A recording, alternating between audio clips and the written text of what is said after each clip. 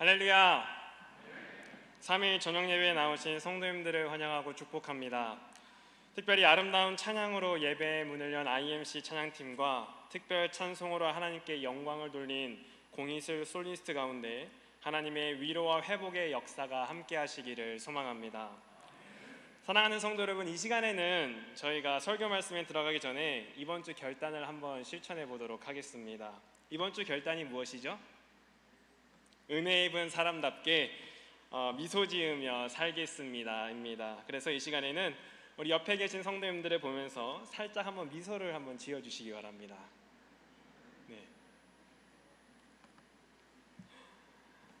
네, 좋습니다. 우리가 은혜 받은 성도로서 미소를 지으며 살아갈 때 그리스도의 아름다운 향기가 세상 가운데 퍼질 줄 믿습니다. 저도 오늘 설교할 때 은혜 입은 목사로서 이렇게 미소를 살짝 지으면서 설교를 하도록 하겠습니다. 성도 여러분, 벌써 11월도 이제 얼마 남지 않았습니다. 이제 2022년도도 얼마 남지 않았다는 것을 의미하는데요, 연말이 되면 교회 내부적으로 아주 중요한 일들이 진행되는데 그것 중에 하나가 무엇일까요? 바로 내년을 섬길 사명자를 세우는 일들입니다. 지금 교구 목회팀 같은 경우에는 내년에 교구를 섬길 교구 지도자분들을 뽑기 위해서, 교육부는 교사 선생님들을 세우기 위해서, 선교회는 임원들을 뽑기 위해서 부단히 노력하고 있는 것으로 알고 있습니다. 들리는 소문에 의하면 몇몇 성도님들께서는 목회자에게 전화가 오면 이미 눈치를 채시고 전화를 받지 않거나 목회자가 만나자고 해도 도망가시는 성도님들이 계시다고 제가 들었는데, 소문은 소문일 뿐으로 남았으면 좋겠습니다. 저희 목회자들은 나쁜 사람들이 아니니까 꼭 만나셨으면 좋겠습니다. 아무튼 매년 반복되는 일이긴 하지만 교회를 섬길 사명자를 세우는 일은 참으로 어려운 일입니다. 그리고 권면을 받은 성도님들께서도 이것을 어떻게 해야 하나, 정말 솔직하게 말하면 어떻게 이것을 거절해야 하나 많은 고민을 하고 계실 줄 압니다. 그래서 오늘은 우리가 교회 안에서 사명자를 세우는 과정 가운데 내가 정말 그 권면을 받았을 때 우리가 어떠한 신앙의 교훈을 기억해야 되는지 오늘 말씀을 통해서 은혜를 나누어 보도록 하겠습니다. 오늘 말씀을 통하여 주의 일을 고민하시는 성도님들의 고민이 해결되고 사명을 감당하는 자리에 기쁨으로 결단하며 나아가시는 하나님의 놀라운 역사가 임마누엘 교회 모든 성도님들의 삶 가운데 있기를 간절히 소망합니다.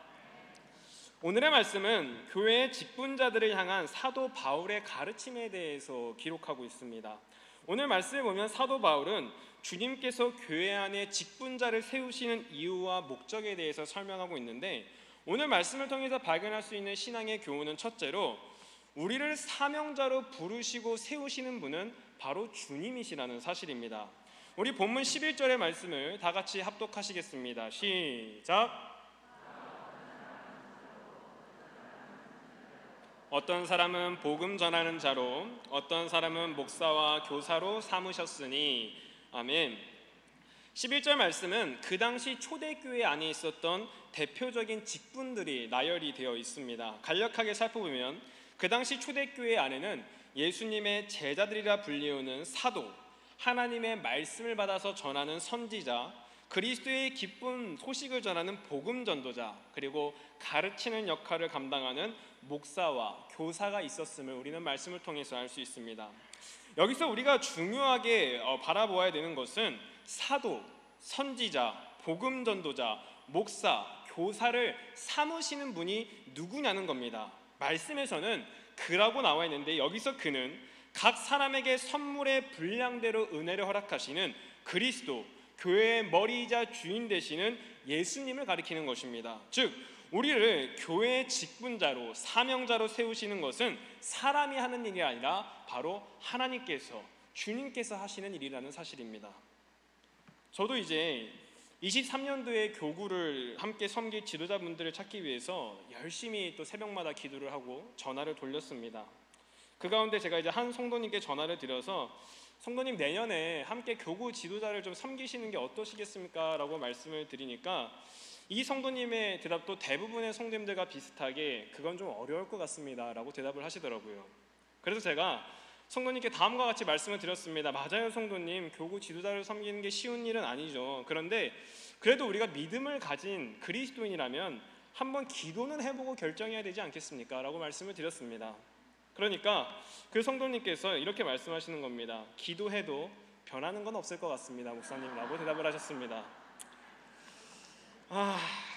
그래서 저도 기도하자고 말씀을 드렸지만 사실 제 마음속에도 그렇게 우리 성도님께서 저에게 그런 말씀하셨을 때 그래, 이 성도님도 좀 어렵겠구나, 안 되겠구나 라는 그런 불신앙적인 믿음을 가지고 새벽마다 기도는 했습니다. 저도 기도는 확실히 했는데, 그래서 큰 기대는 하지는 않게 그렇게 시간이 흘러가고 있습니다. 그런데 며칠이 지나고 다시 그 성도님과 연락하기로 결정한 날이 다가오는데 그 성도님께서 저에게 먼저 전화를 주시는 것이 아니겠습니까? 저는 담담하게 전화를 받았습니다.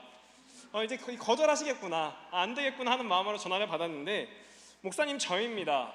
저 내년에 교구 지도자 하겠습니다. 목사님, 저입니다. 저 내년에 교구 지도자 하겠습니다. 이러한 고백이 우리 모든 성도님들 가운데 있기를 소망합니다.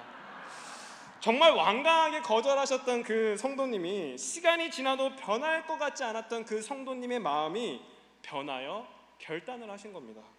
상황을 들어보니까 이 성도님이 마음이 변하게 된 계기는 성도님께서 드리는 예배 가운데, 그 예배 가운데 선포되는 하나님의 말씀을 통해서 은혜를 받으셨기 때문에 그 마음이 변하셨다고 저에게 간증을 해주셨습니다. 제가 이러한 일을 경험하면서 교회를 섬기기 위해 사명자를 세우는 것은 사람이 하는 것이 아니라 하나님께서 하시는 것이구나, 사람이 그 마음을 움직일 수 있는 것이 아니라 하나님께서 주신 감동으로 말미암아 사람의 마음이 변하는 것이구나 라는 것을 깨닫게 되었습니다.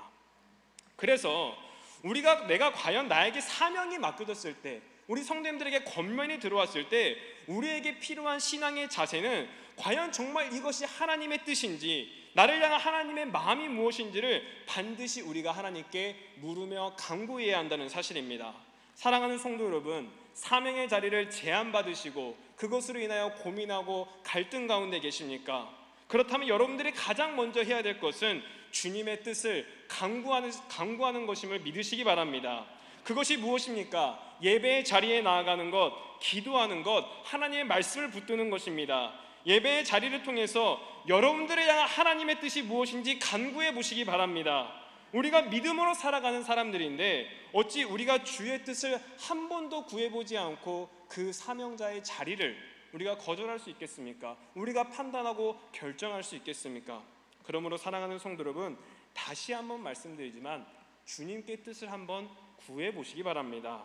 우리 성도님들께서 주의 뜻을 구하실 때 수많은 성경의 인물들에게 허락하셨던 하나님 아버지의 은혜와 감동이 이 자리에 계신 우리 모든 임마누엘 교회 성도님들의 삶 가운데 임하게 될 줄 믿습니다. 오늘 말씀을 통해서 발견할 수 있는 두 번째 신앙의 원리는, 주님이 우리를 세우시는 이유는 바로 교회를 세우기 위함입니다. 우리 본문 12절의 말씀을 다 같이 한번 합독하도록 하시겠습니다. 시작. 이는 그리스도의 몸을 세우려 하심이라. 아멘. 12절의 말씀을 보면 주님께서 우리를 사명자로 부르시고 세우시는 이유에 대해서 나와 있습니다. 주님께서 우리를 교회의 사명자로 세우시는 이유는 첫째로 우리의 신앙을 온전케 하기 위해서, 둘째로 봉사의 일을 감당케 하기 위해서, 그리고 마지막으로 가장 중요한 것, 그리스도의 몸인 교회를 바로 세우게 하려 하심이라 라고 바울은 가르치고 있습니다. 바꾸어 말하자면 우리가 주의 부르심에 순종하며 나아갈 때 우리의 신앙은 더욱 견고히 바로 온전하게 세워질 줄 믿습니다. 그러므로 여러분들의 능력이 부족하여 제가 이것을 감당하지 못하겠습니다라는 생각이 드시는 분들은 더더욱 주의 사명을 감당해야 될 줄 믿습니다. 그리고 우리가 주의 사명을 감당하며 봉사할 때 우리 임마누엘 교회는 더욱 그리스도의 몸된 교회로 잘 세워지게 될 것입니다. 그러므로 성도 여러분, 성도님들의 신앙을 위해서, 여러분들의 믿음을 위해서, 그리고 그리스도의 몸인 교회를 바로 세우기 위해서 주님의 부르심에 순종으로 나아가시기를 소망합니다. 당연히 주의 부르심에 순종하여 사명을 감당하는 것은 어려운 일입니다. 그러나 그 부르심에 순종하며 나아갈 때 우리의 신앙은 한층 더 성장할 것이며 우리의 믿음은 견고해질 것입니다. 그리고 우리가 주의 일을 위해서 헌신하고 봉사할 때 우리 임마누엘 교회가 주님의 몸된 교회로서 더욱 하나님의 칭찬을 받는 교회로 바로 세워지게 될 줄 믿습니다. 사랑하는 성도 여러분, 세상에 참 좋은 것이 많습니다. 그리고 참 우리는 세상 속에서 바쁘게 살아갑니다. 상황적으로 내가 이것을 감당할 수 있을까 버거워 보이기도 합니다. 또한 내 능력이 부족하여 두렵기도 합니다. 그러나 여러분, 우리는 누구의 자녀입니까? 우리는 하나님의 자녀입니다. 우리는 무엇으로 살아가는 사람들입니까? 우리는 믿음으로 살아가는 사람들입니다. 그러므로 염려하거나 두려워하지 마시기 바랍니다.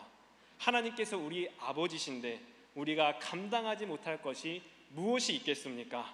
하나님께서 나와 동행하시고 능력을 허락하여 주실 텐데 우리가 두려워할 것이 무엇이 있겠습니까? 그러므로 염려하거나 두려워하지 마시고 담대히 주의 뜻을 구하시며 주님이 주시는 마음에 순종하시는 임마누엘 교회 성도님들이 되시기를 간절히 소망합니다.